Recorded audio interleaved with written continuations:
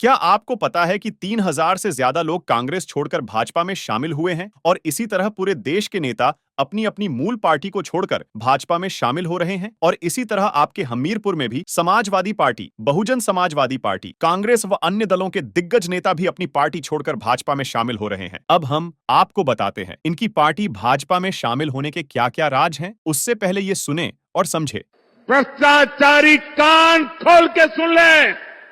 भ्रष्टाचारी चाहे कितना ही बड़ा क्यों ना हो, एक्शन होगा,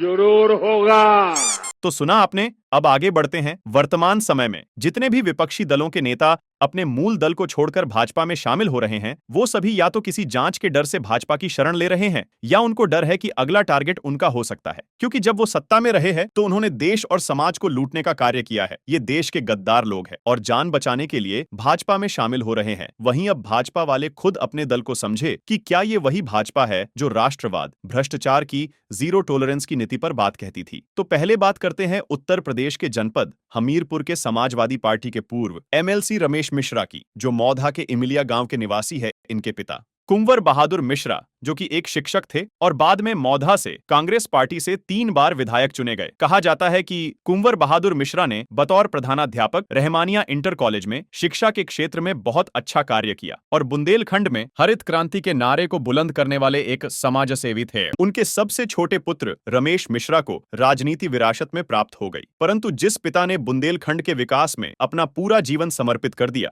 उन्हीं के पुत्रों ने बुंदेलखंड की धरती को बर्बाद करने के लिए कुछ ऐसे कदम उठाए जिसमें उनके हाथ कहीं ना कहीं बुंदेलखंड की बर्बादी के लिए जाने जाएंगे। जी हां, हम बात कर रहे हैं अवैध खनन की। रमेश मिश्रा समाजवादी पार्टी से 2016 में निर्विरोध विधान परिषद का चुनाव जीते थे और जीतने के बाद इन्होंने अपने पद और पावर का उपयोग करते अवैध तरीके से धन कमाना शुरू कर दिया, जिसमें न्यूज अखबारों की खबरों के अनुसार रमेश मिश्रा अखिलेश यादव व खनन मंत्री गायत्री प्रसाद प्रजापति के बहुत करीबी माने जाते थे और उसी का फायदा उठाकर इन्होंने बुंदेलखंड की धरती को अत्यधिक दोहन करते अवैध खनन कराया, जिसमें एक पीआईएल के बाद सीबीआई जांच में रमेश मिश्रा और उनका भाई दिनेश मिश्रा आरोपित करार किए गए, जिसमें सीबीआई ने उक्त लोगों के खिलाफ मुकदमा भी दर्ज किया। परंतु उस वक्त सपा सरकार होने की वजह से मामला शांत रहा और जैसे ही 2017 के बाद भाजपा सरकार उत्तर प्रदेश में आई तो 2020 में फिर से अवैध खनन का मामला गरमाया और अवैध खनन के आरोपित रमेश मिश्रा ने अपनी जांच रुकवाने के लिए भाजपा का दामन थाम लिया और ये भाजपा की राष्ट्र विरोधी नीति को साफ साफ दिखाने लगा कि भाजपा भी भ्रष्टाचारियों को बचाने और देश को लूटेरों को संरक्षण देने वाली पार्टी बन गई। और आपको बता दें कि जब सीबीआई ने रमेश मिश्रा और उनके भाई की अवैध संपत्ति की जांच की तो उनके होश उड़ गए। रमेश मिश्रा को पहले से शंका थी कि भविष्य में कभी न कभी कोई बड़ी जांच हो सकती है, इसलिए उन्होंने अपना अवैध तरीके से कमाया पैसा फिल्म फाइनेंस, प्रॉपर्टी, सोना के साथ साथ स्टोन क्रशर में लगाया था। और ताज्जुब की बात है कि सीबीआई के जांच के दौरान अवगत हुआ कि दोनों भाइयों ने अधिकांश धंधे दूसरों के नाम पर कर रखे थे